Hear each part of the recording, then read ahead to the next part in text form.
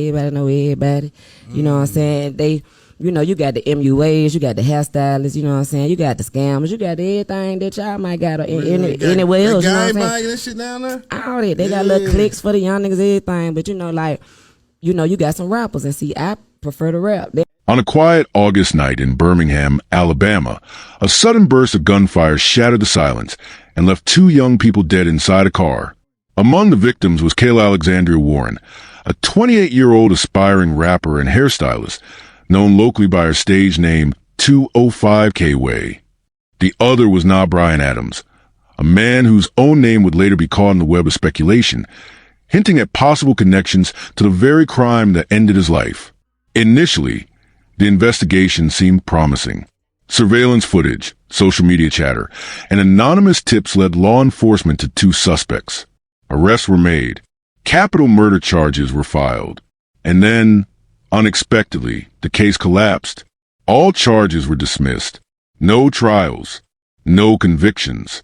Just silence. VTM 13. Breaking news is happening right now. With that breaking news, a woman and man are dead following a shooting last night in the Jones Valley neighborhood. Kayla Warren and Brian Adams shot just after 8 p.m. Warren passed away shortly after the shooting. Adams died earlier this afternoon. Police are still looking for the shooter. This isn't just a story about a double homicide. It's a story about unanswered questions, failed prosecutions, and a justice system that many say dropped the ball.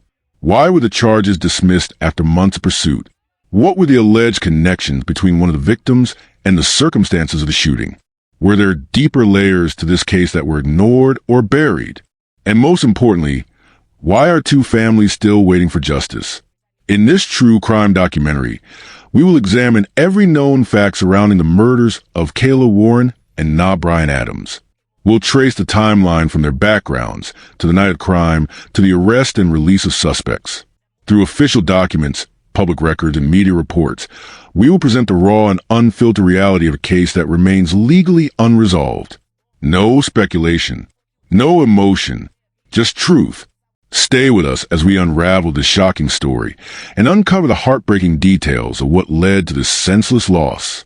If you enjoy real crime stories that uncover the truth, don't forget to subscribe. Your support helps us share real cases, spread awareness, and give a voice to those who can't speak for themselves. Before we begin, let us know in the comments where you're watching from and what are your thoughts as the story unfolds. Welcome to True Crime Tales, where we reveal the crimes that shock communities and the secrets hidden behind closed doors. These are real people, real events, real consequences. Hit subscribe and turn on notifications. You won't want to miss what's coming next. Now, let's begin. Kayla Alexandria Warren was 28 years old when her life was cut short. Known online and in the Birmingham community as 205K Way, she was building a dual career as both a rapper and a licensed hairstylist. Kayla maintained a consistent social media presence, using platforms like Instagram, TikTok, and Facebook to promote her music videos, studio sessions, and hairstyling services. Her fan base, while not national, was growing steadily within Alabama, and many consider her an up-and-coming talent in the local entertainment scene. Those close to Kayla describe her as driven, disciplined, and entrepreneurial. She operated a small but loyal hairstyling clientele, often posting before and after photos and client reviews. She had no known criminal history, and public records did not show any prior legal entanglements. Her image was polished, her tone always business-oriented, and her music often focused on personal growth, struggle, and ambition. Kayla's public reputation stood in contrast to the circumstances surrounding her death. Her presence at the scene of a violent double homicide raised numerous questions, especially considering her law-abiding background. There was no clear indication she was involved in anything illicit, leaving many wondering whether she was simply in the wrong place at the wrong time, or if other unseen dynamics were at play. Less is publicly known about the second victim, Brian Adams. His age is estimated to have been in the early to mid-20s at the time of death. Unlike Kayla, he did not maintain an online public presence. No professional affiliations or personal projects were found in his name. According to initial media reports, Brian was believed to be either a friend or acquaintance of Kayla's, with some sources speculating the relationship may have been romantic or close. Posthumous commentary and online discussion suggested that Adams may have had a background that involved potential criminal affiliations, though no formal records were publicly confirmed. Some unverified sources claimed that he was involved in prior conflicts that could have made him a target. However, law enforcement did not publicly release any detailed background on Adams. His connection to Kayla remained speculative, but relevant in the investigation because of what occurred next. On the night of August 21st, 2024, Kayla Warren and Brian Adams were sitting in a parked vehicle in Birmingham, Alabama. The exact location has not been disclosed by police to this day, possibly to protect aspects of the ongoing investigation. What is known is that around nighttime hours, residents nearby reported hearing multiple gunshots. The number of shots fired was not specified in public reports, but police noted that shell casings were found surrounding the vehicle. When authorities arrived, both Kayla and Brian were discovered in the front seats of the car, suffering from multiple gunshot wounds. Paramedics who arrived shortly after pronounced both victims dead at the scene. There were no signs of a robbery, and nothing of apparent value was taken from either victim. Their personal belongings, including phones and wallets, were reportedly left intact. Initial crime scene analysis revealed a few key observations. No signs of forced entry or struggle. There was no broken glass or evidence of forced access. This led investigators to consider the possibility that the victims either knew their attackers or were caught completely by surprise. No immediate witnesses. Despite being in a residential area, no eyewitnesses came forward with detailed accounts of the shooting. Some residents reported hearing gunshots but did not see who was involved. Partial surveillance footage. Nearby security cameras reportedly captured a vehicle speeding away from the scene shortly after the shots were fired. However, the footage did not provide a clear view of the shooter or shooters, nor did it show the actual incident in full. Shell casings. Multiple shell casings were found around the vehicle, indicating the shooter likely fired from outside the car. This suggests an ambush or a targeted shooting rather than a confrontation inside the vehicle. These findings shaped the initial direction of the investigation. The lack of evidence pointing to a robbery shifted the motive away from theft. Instead, investigators began considering this a possible targeted attack. The focus then turned to the victims' past, their recent communications, and potential conflicts. Law enforcement remained quiet in the immediate aftermath of the crime. Local reporters noted that no persons of interest were named in the first several months. Police collected data from the victims' phones and devices, hoping to track down messages, call logs, or location history that might lead to a suspect. They also reviewed Kayla's public social media activity and music content, although nothing in her recent posts suggested tension, threats, or criminal entanglements. Brian's history, on the other hand, sparked more curiosity. While never confirmed officially, some in the Birmingham community speculated that he may have been involved in a prior altercation or street-level feud. Whether that past played a role in the shooting is unknown, but was enough to influence the theory that Kayla may not have been the intended target, or that both were caught in a situation spiraling out of control. Police did not publicly release ballistic or forensic analysis results. No official motive was shared with the public. What was Kayla Warren doing with Brian Adams that night? Was the vehicle parked for a meeting, a casual hangout, or a transaction? Were the victims ambushed, or did they know the shooter? Why has law enforcement withheld many specifics of the crime scene?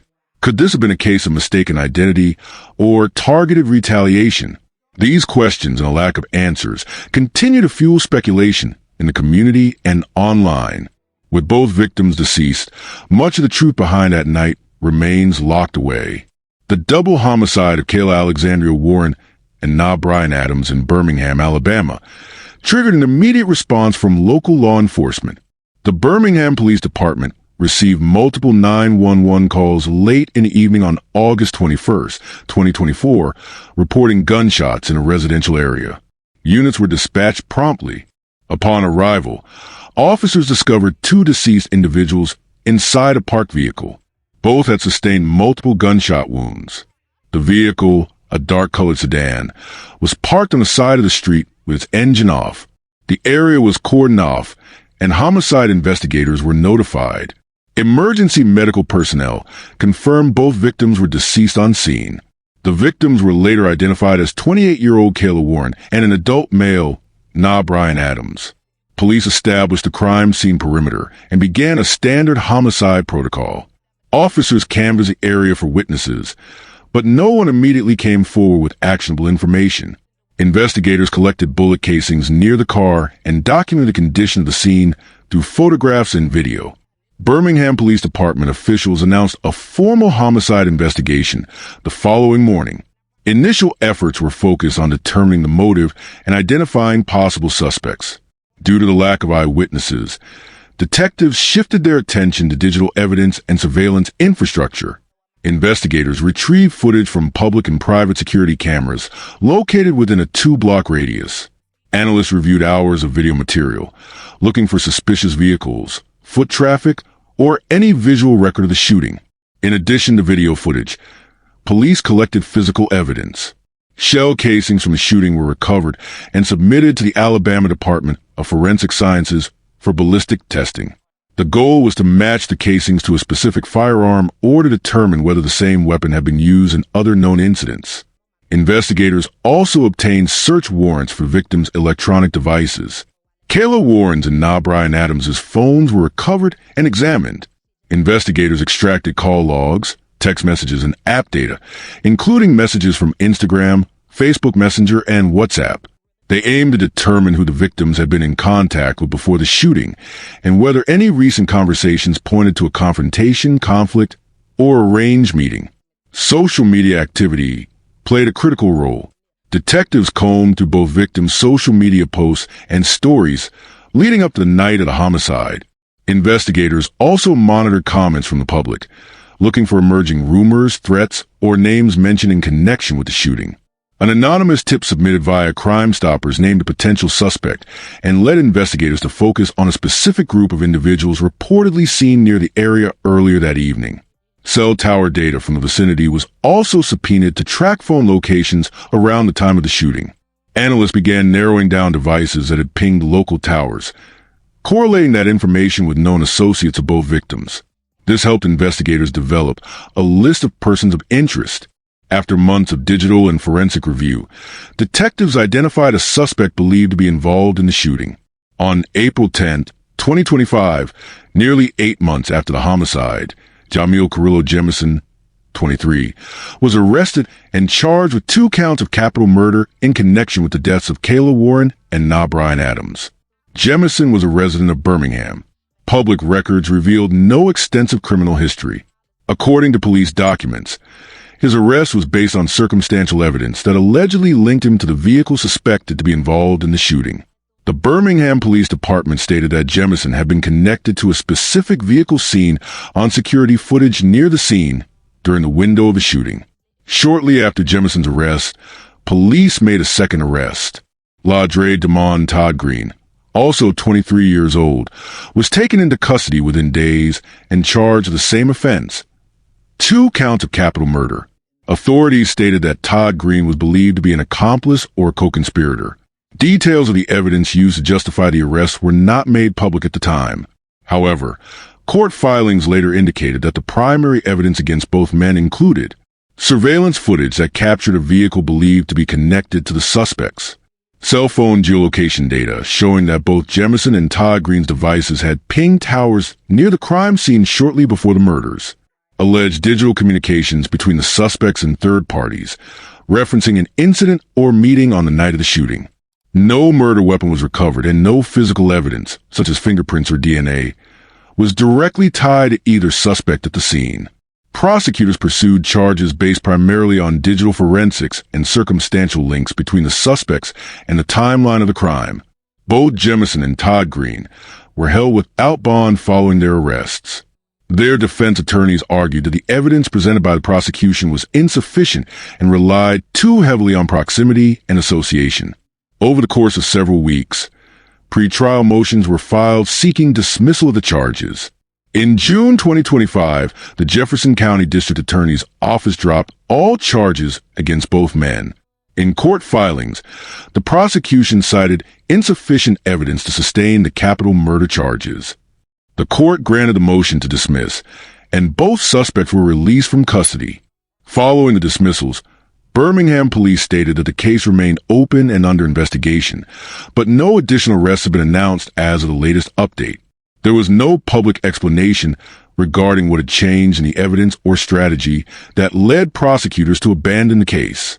The dismissal left the families of both victims without closure and the public without clear answers. The motive behind the shooting remains officially undetermined. From the beginning, the story received significant media traction. Local Birmingham outlets such as ABC 3340, CBS 42, and AL.com were among the first to report the shooting. Initial details were scarce, with only 2 names and a vehicle left riddled with bullets. As reporters dug deeper into the identities of the victims, the story took on a more human dimension. Kayla Warren, known to many by her stage name 205 Kway, had a moderate local fan base as an emerging rapper and hairstylist. She was not only known for her online presence and entrepreneurial activity, but also respected by her community. Coverage expanded from basic crime scene reporting to personal tributes, business spotlights, and memorial posts. Media platforms highlighted her musical content, her hair care business, and messages from friends and clients who mourned her publicly. Brian Adams received less detailed media coverage. Initial stories mentioned his name without elaborating on his background. Unlike Kayla, who had a clear digital footprint and professional presence, Adams was less visible in the public domain. However, this information gap soon led to speculation, and that speculation grew rapidly across social media platforms. Outrage also exploded online. Hashtags like #JusticeForKayla began trending regionally.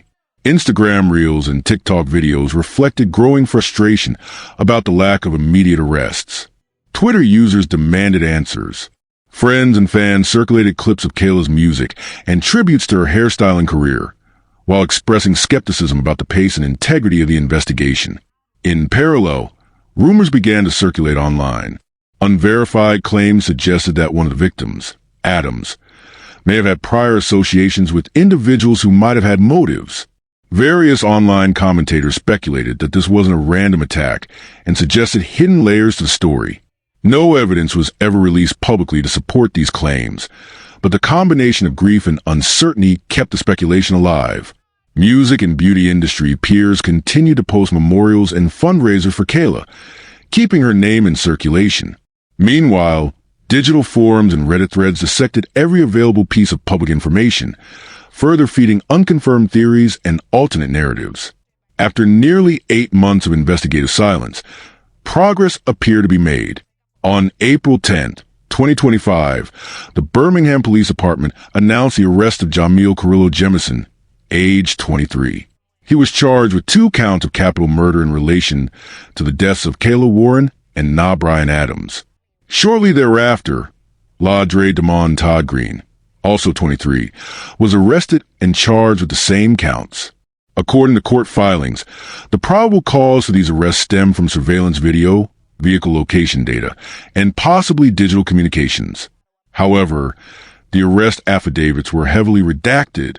Public court documents did not specify any clear motive, nor did they explain the suspect's exact relationship to either victim.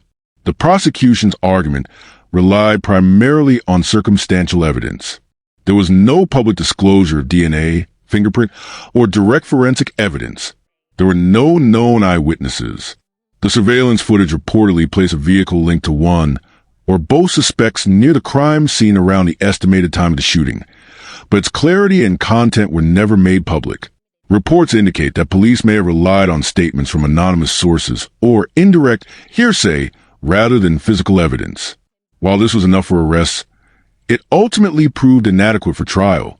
By June 2025, just 2 months after the arrests were made, all charges were dropped. The district attorney's office cited insufficient evidence. There was no trial, no public hearing, and no additional suspect announced. To date, no further explanation has been provided about why such significant charges, capital murder, were dropped so swiftly. No clarification has been offered on the gaps in the investigation or what led authorities to reverse course.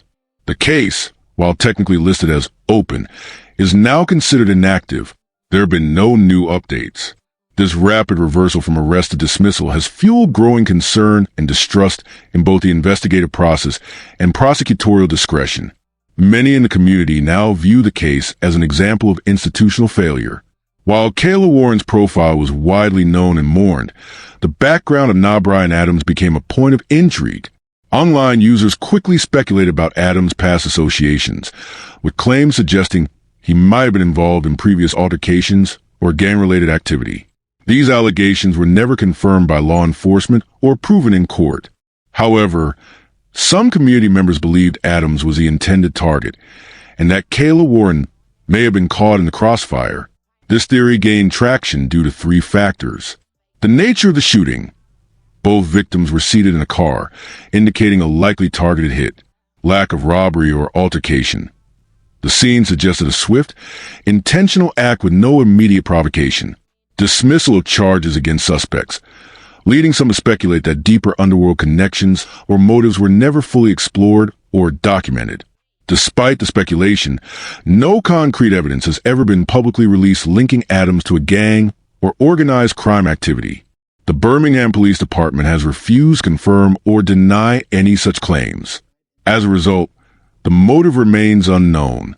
Insiders close to the investigation have offered no public statements.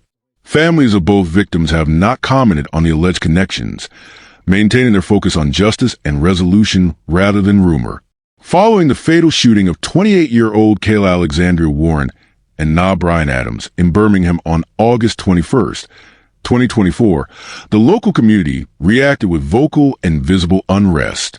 Kayla, known by her stage name 205KW, was recognized as an emerging rapper and a licensed hairstylist. Her death triggered an emotional response from family, friends, and supporters who felt the system failed to deliver justice.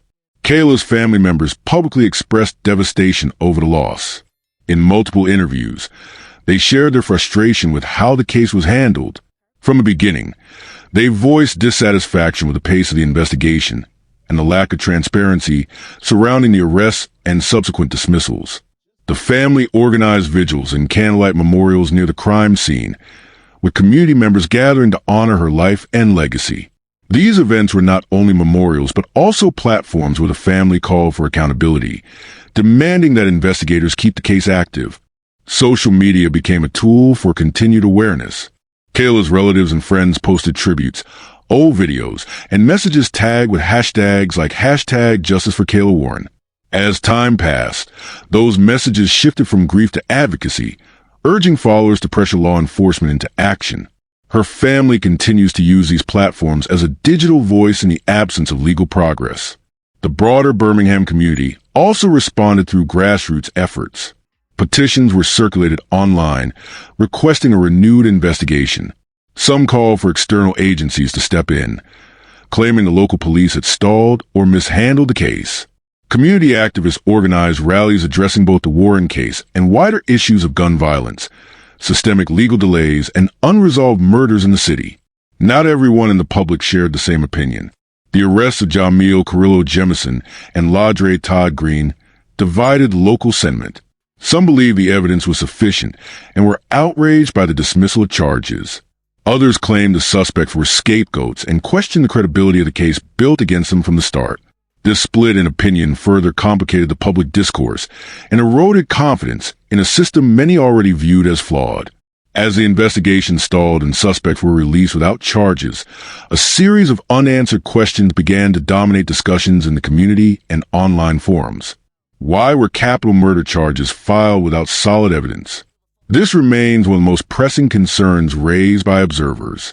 According to available information, the original charges were based on surveillance footage, digital records, and testimonies that law enforcement claimed pointed to the suspect's involvement.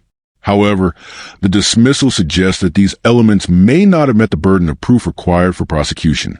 It raises questions about whether the arrests were premature or if investigative missteps compromised the case. Why did it take nearly 8 months for any arrest? The time gap between the August 2024 shooting and the arrests in April 2025 raised eyebrows. Law enforcement stated that the case was under active investigation, but failed to offer detailed updates during that period. Delays in arrests are often linked to difficulty in obtaining cooperation from witnesses, lack of physical evidence, or complex forensics. In this case, the delay fueled speculation that investigators lacked direction or were pursuing incorrect leads. What led to the sudden dismissal of charges? The Jefferson County District Attorney's Office dismissed the charges in June 2025, citing insufficient evidence. No detailed public statement clarified whether the dismissal was due to retracted witness statements, procedural errors, or new exculpatory findings. The lack of transparency has furthered distrust in the prosecution's handling of the case. To date, the full rationale behind the decision remains unclear to the public. Are investigators pursuing other suspects? No confirmation has been made about active pursuit of alternative suspects.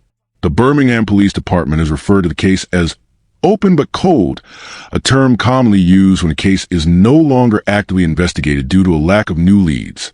This language indicates that unless new evidence surfaces, no immediate progress is expected. It is also unknown whether the dismissed suspects remain under informal surveillance or investigation. Did Brian Adams have enemies that played a role in this? Online discussions and media reports have hinted that Brian Adams may have had connections that place him at risk. Some speculated that the shooting was a targeted attack on him, with Kayla Warren being an unintended casualty. This theory remains speculative and unconfirmed by law enforcement. Regardless, it has influenced public perception and complicated interpretations of Kayla's death. Was Kayla in the wrong place at the wrong time, or was she targeted too? With no official motive released, the nature of the attack remains unclear. While some argue Kayla was simply a passenger in the car and not a target, others suggest her presence may have been known and intentional. This lack of clarity leaves room for conjecture, but no definitive answers. As of June 2025, the double homicide case of Kayla Warren and Brian Adams is unresolved. It is officially classified as cold but not closed, meaning the Birmingham Police Department may revisit it if new evidence becomes available. However, no public updates have been issued since the dismissal of charges. The two suspects, Jamil Carrillo Jemison and Ladre Todd Green, were released and face no pending legal consequences related to the crime. Their current legal standing is that of cleared individuals, though the community remains divided on their perceived guilt or innocence. Kayla Warren's personal legacy continues through the digital footprint she left behind. Her music remains available on streaming platforms, and clients of her hairstyling business continue to post tributes. Memorial events and online campaigns have kept her name relevant in local conversations. Law enforcement has provided no indication of reopening the case or following up with other leads. The case sits among many unresolved violent crimes in the region, with few resources dedicated to pursuing justice for victims unless public or political pressure resurfaces. Do you believe the police arrested the wrong suspects, or was there enough evidence to proceed with trial? Should prosecutors be allowed to bring capital charges based solely on circumstantial or digital evidence? Could the alleged background of Brian Adams have interfered with or shifted the focus of the investigation away from Kayla Warren? Why do so many homicide cases in the U.S., even with identified suspects, end up going cold? What does this case suggest about the reliability and willingness of witnesses to cooperate in violent crime investigations? If you found this story as gripping and heartbreaking as we did, don't forget to like this video and share it with others. And if you want to hear more true crime stories that uncover the mysteries behind these tragic events, make sure to subscribe to our channel and turn on the notification bell. You won't want to miss our latest stories, updates, and discussions. Thank you for joining us on this journey to seek justice and explore the truth. Together, we can make a difference. Until next time, stay safe and stay aware.